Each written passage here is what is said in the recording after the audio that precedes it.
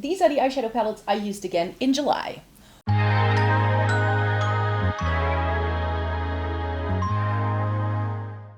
Welcome to everybody watching today. Thank you so very much for joining me. Today I have the 1, 2, 3, 4, 5, 6, 7 eyeshadow palettes that I used again that are older in my collection that I just wanted to get some more use out of. These are all tried and true, things I've loved for years, especially in the summertime. But I am throwing in this new Kiko eyeshadow that I picked up because I wanted to do a full face makeup look with Kiko and I wanted to use this eyeshadow.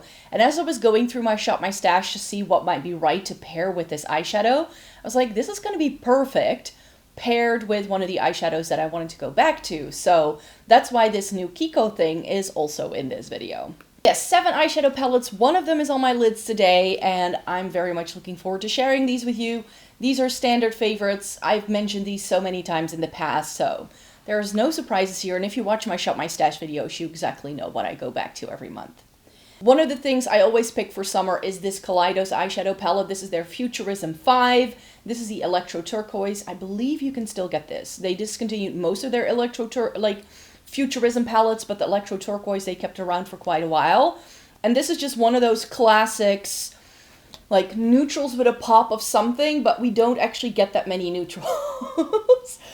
We actually have one brown, and then this is a neutral, and everything else is quite colorful. There's an orange here, and then 3 of these like tealy, turquoisey sort of shades. But I really feel that the brown and the neutral we get in here and the orange really anchor those other shades and make them look a little less crazy, you could say. But I had a lot of these like turquoisey blue, green sort of shades in my selection because that is just one of my favorite shades to wear for the summertime. Case in point, an aqua blue underline, like under eye pop of color. I like doing things like that, and this is just absolutely gorgeous as well. So overall, I'm very pleased with this once again. And I've had this for years, and the quality still feels up to point, like what I remember it being, and it hasn't like gone moldy, and it hasn't expired, and there's a reason why I love this color story. And I do feel, as I was going through this little pile of palettes, I was like, yeah, I kind of selected quite a few things that were quite similar to one another. This like warm tone with a pop of blue or teal is sort of like the running gag of the entire selection I made. So note to self, warm tones with a pop of blue or teal are just always going to work for you in the summertime. Who knew? Nothing revolutionary, it was something I already knew, but now I have confirmed that for myself yet again. Shall we talk about that Kiko shadow then? I paired it with my Dream Street from Colourpop. Now this has shades in from the Dream Street. These 3 shades are from the Dream Street. Oh, I thought there was light. These 3 shades are from the Dream Street, so there are still shades from this original palette in here, but everything else in this palette was a warm tone with a pop of teal, like the Kaleidos and so many of the other things I'm sharing with you here today. So I decided to put my 9 shades from the High Tide in here to make it an all teal, turquoisey, sort of lovely color story, you could say. So this is a really wonderful palette now. It is very monochromatic though. Did I need all 9 of, like all 12 of these shades? Probably not, but I really had a lot of fun playing with this. I went in a lot with this matte and I just sort of deepened it up with a little bit, but I really wanted to make sure that this Kiko water shadow from the Hue Ready collection, this is in Blew Me Away, had every moment to shine. Because I looked at this and was like, it's like blue, green, and purple, and I was like, what better way to really make this have center stage by pairing it with these shades. So this one is in the sort of like, I kind of did a triangular shape. You will have been able to see me create the look in a recent video I did, so I can show that to you in the description box down below. It was my full face of Kiko.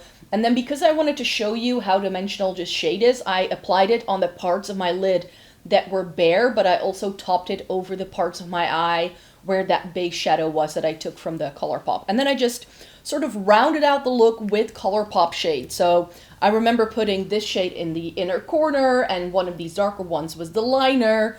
I believe this was on the lower lash line. Like, I just really used the shades in this eyeshadow palette to round up the look, but without it taking away from this. And I actually filmed some videos already with me wearing this eyeshadow, and so many were commenting that they really love that blue eyeshadow look. So if you were wondering what that blue eyeshadow look was that I was wearing in some of my videos recently, it was this combo. And I filmed it for you guys, so if you want to see, you can have a look.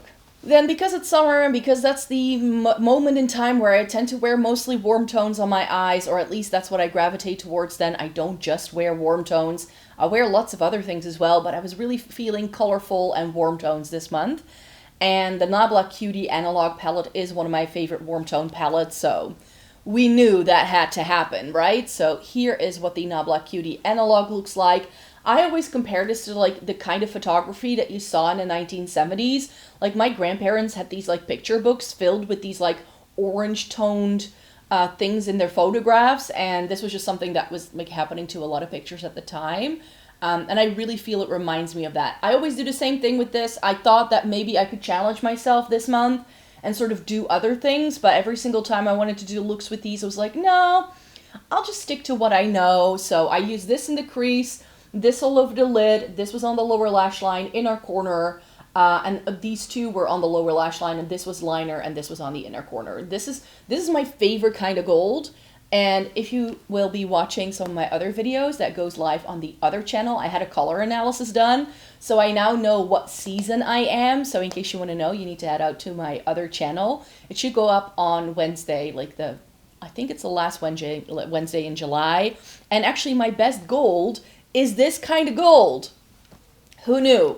There's a reason why I gravitate to some things now. Like some of the puzzle pieces of like a lot of the things that I like in terms of makeup and clothing actually really fell into place for me for like through that color analysis. So I had a lot of fun doing that. So yeah, I now understand why I like that gold so much. But yeah, Nabla Cutie, again, really great eyeshadow. Nothing has happened to it over time. It's still good to go for another round next year for sure. Same goes for this Odin's Eye palette. This is the Solomona. This is their very, very first Solomona. You can no longer get this because they could no longer source these pigments. So that's the reason why it was discontinued. But I've always loved mine, and I've always rated this as one of the best Odin's Eye eyeshadow palettes I've personally ever tried. So do with that what you wish. I did buy the new Mystic Gleam, so I hope to be testing that out for you in August. So we'll see. But I usually start the look with this, and then I pop this all over the lid. This is always the thing on the lower lash line for me. And I think this time around, I actually used this as a bit of liner, and I really just... It's fire every single time. There are a lot of shades in here that I do not necessarily gravitate towards, but there are so many really fun things in here. I could do so much more with this, but it's just that warm sort of peachy yellow shade with a pop of lilac on the lower lash line that I just really appreciate about this, and it's one of my favorite summer palettes for a reason, and I have confirmed that for myself again, why I like this so much.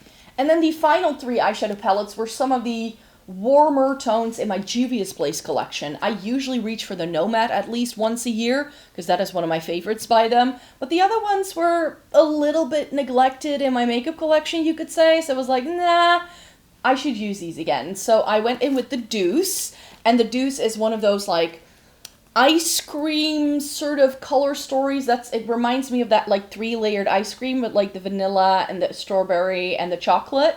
It reminds me of that. I think it's called Napoleontian, whatever. I never know how to pronounce it.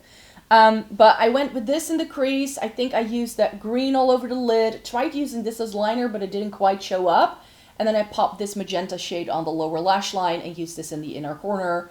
Really gorgeous color story. I very often use the brown as liner, so I did veer away from what I would normally do with this a little bit more than I would in the other palettes that I've used so far.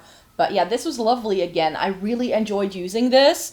It's really soft, it's very pretty, it's got a lot of good shades in, and these colors just remind me of summer and ice cream, and I was using this again, I was like, oh, now I remember why I like you so much and why I've kept this in my makeup collection, because I don't have anything quite like this. Now, what is on my lids today? That would be the Saharan 2, this really nice, spicy, orangey cranberry eye with a pop of aqua on the lower lash line, and that's exactly what you're getting in this palette.